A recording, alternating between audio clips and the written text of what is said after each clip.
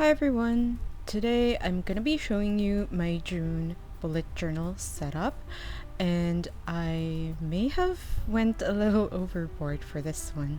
Here I am showing you the paintbrushes that I used to do this painting, as well as the paint palette, the gouache set that I got for cheap, a rag that I usually use with my paintings, and a jar of clear water that I use to clean my brushes as I paint along.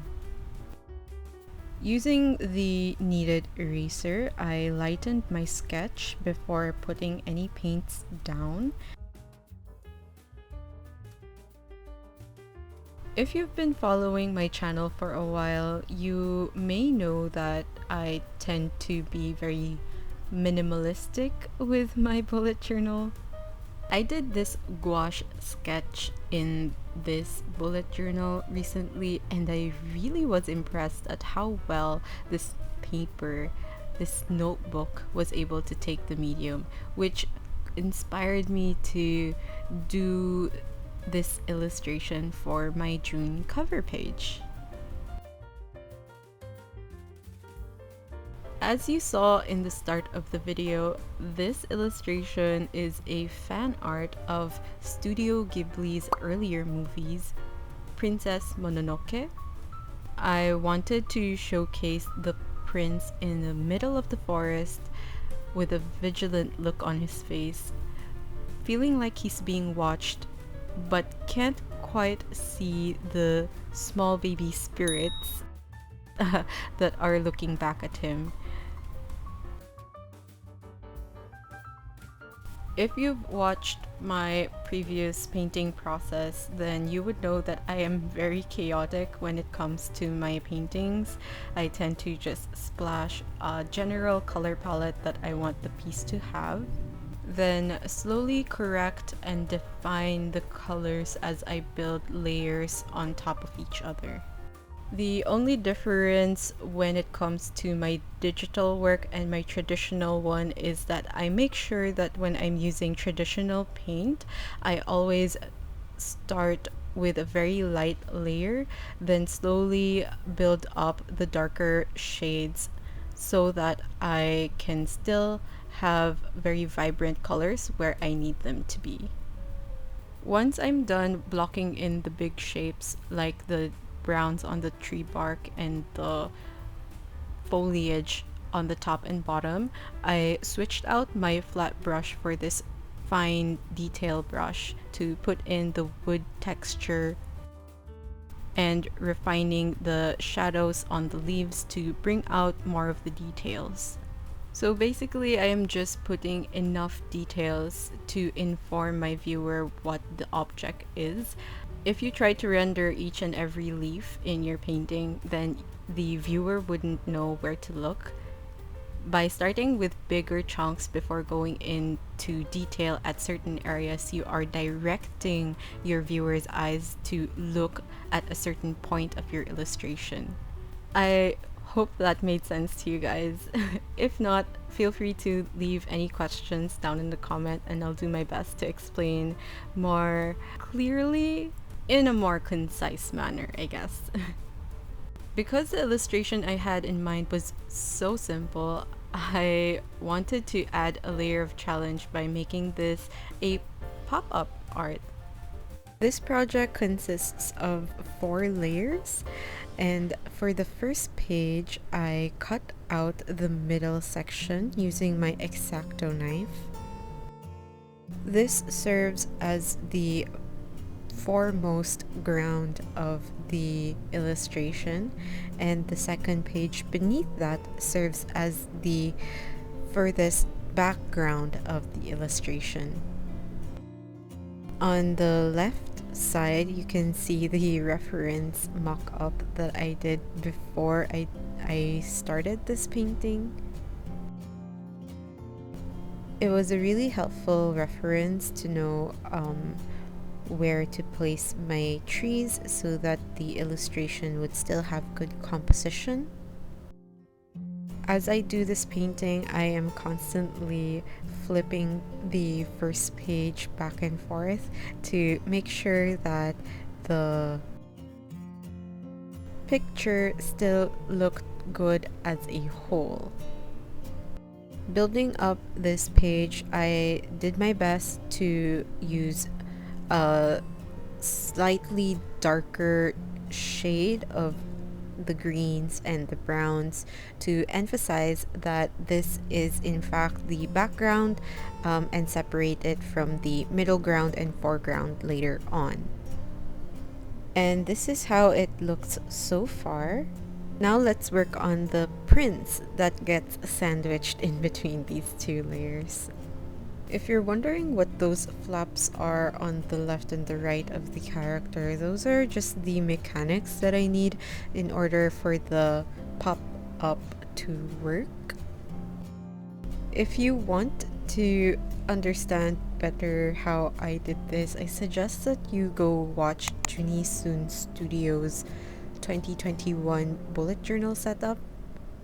I'll try to link it up in the cards and down below. While her design is very elegant and like a masterpiece, mine is more like that junk man in Iron Giant, mangling scrap pieces of paper and calling it art. While I finish up this character, I guess we can talk a little bit about how May went. If I could summarize May in one word, it would be distracted. I started out 2022 with a very clear vision of how I want to lead my life. But over time, I guess I've lost sight of that and really need to pull back on certain things in order to realign myself with my values and priorities. So yeah, that's just a quick update for how I'm feeling this month.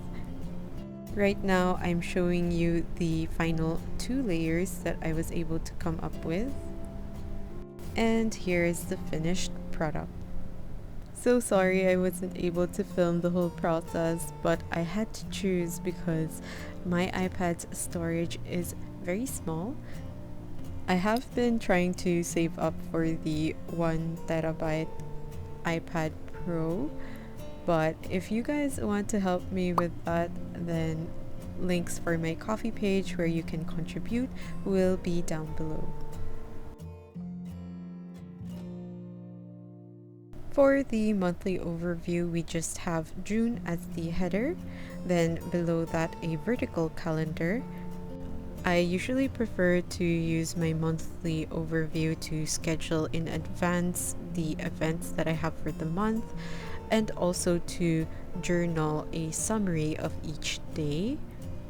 I didn't really want anything showing up on the 4 dot grid spaces on the left because I was using that for the pop-up, and to compensate for that, I spilled over my habit trackers on the right hand page. Then next to that is a running task list where I can brain dump whatever activities I come up with throughout the month. To decorate the spread, I printed out this month's sticker bundle, which I really love. I wasn't quite over the green color theme, so I was thinking of something else that had the same or similar color palette, and frogs was the first thing that came to mind. I never really understood why frogs started trending in the bullet journal community, but I get it now. It was really fun to play around the shapes of frogs and pose it in different ways, which really kept me engaged even if I was drawing the same subject matter over and over again.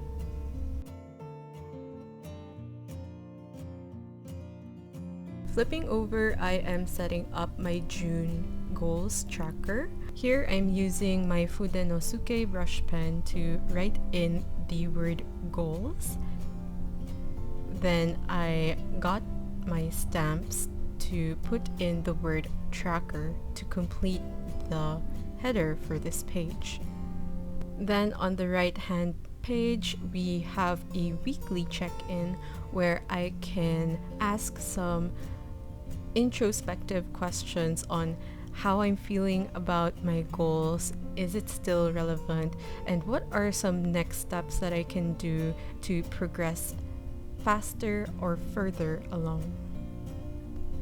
Then to finish it off, I just stuck in some stickers and washi's on the top. And the next spread is my reading tracker. I am reading this book by Dale Carnegie entitled How to Win Friends and Influence People. As you can see, I'm only a third of the way through. I was actually considering making a separate reading journal, but realized that was a bit too high maintenance for me personally.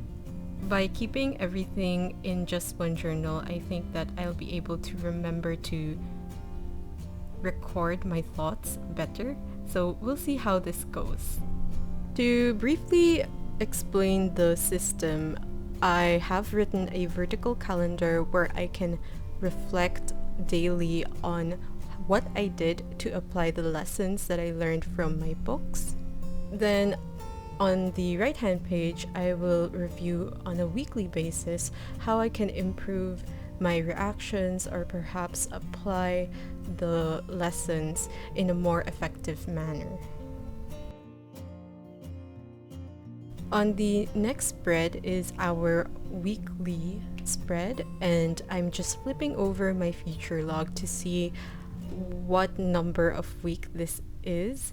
Then using my Fudenosuke brush pen to write down the header for the week. I know that the original bullet system doesn't really have a weekly spread, but this just serves to have an added filter for my brain to process the tasks that I need to prioritize. Flipping back to a layout that I did in May, here is kind of the overview of how my brain functions. So first, I have to list down all the big projects that I have on my plate, then evaluate how I can break that down into weekly milestones, then further break it down into daily tasks. And this is basically how this spread kind of functions for me right now, or at least it's how I am hoping June would turn out to be. Next to that is a layout that I'm trying out. This is gotten from Darren Hardy. It's called Sunday Planning. Basically, you divide your page into 4 sections. In the first 3 boxes, you write down your big 3 goals that you're aiming for right now. Then on the 4th box is what he calls the miscellaneous or the vortex. All the small tasks that your brain nags you about but isn't related to your big goals go into this 4th box. I really have a hard time saying no to opportunities, and it's a good problem to have, but it's a problem nonetheless. So I'm hoping that this productivity tool would help me have discernment on what to say yes and what to say no to. Here I am just showing you kind of the journaling method that I've been using recently. Lots of stickers, very long form writing, and although I want my June bullet journal setup to support me as a productivity tool, I also want to incorporate a section where I can jot down what I've been feeling for the day. So for my dailies, I decided to have my weekly project priority on top, visible at all times. Then right below that is the header for the day Monday and some time blocking breakdown of my daily tasks. And then beneath that is kind of this empty section where I can journal freely. To finish this off, I just put in some stickers and some washi tapes to brighten up the spread. Then flip back to do the same for my cover page. I don't usually do quotes, but there was something that was resonating with me this past few days, which is the quote from Secret Life of Walter Mitty. And it says, "To see the world, things dangerous to come, to see behind walls, draw closer, to find each other and to feel. That is the purpose of life. It was just a great renewing of excitement for the next half of the year, which is something that I needed, I guess, for this month. So here is the final flip through of our June setup. I hope that it was inspiring for you guys, and as always, thank you so much for watching. I really do appreciate you guys hanging out with me as I do these spreads. Links to my painting supplies as well as the sticker bundle that I have for this month will be down below. Give this video a thumbs up because it really does support my channel. Subscribe and hit the notification bell so you don't miss future videos. And I'll see you in the next one. Bye!